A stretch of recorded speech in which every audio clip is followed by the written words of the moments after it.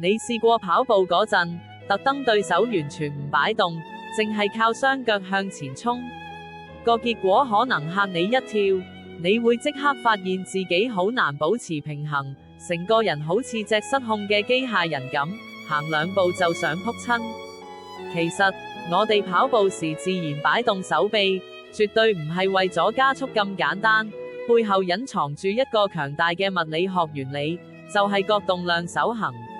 當我哋雙腳輪流向前踏步時，身體自然會產生一個輕微但持續嘅旋轉力，而手臂嘅左右擺動，就正正係為咗產生一個相反方向嘅角動量嚟抵消呢個旋轉力，從而幫我哋保持身體嘅穩定性同直線前進。就好似溜冰選手旋轉時收放手臂一樣，擺動嘅幅度同頻率，都會直接影響你跑步嘅平衡感同整體效率。下次跑步嗰陣，你會唔會突然發現呢個你從未留意嘅秘密呢？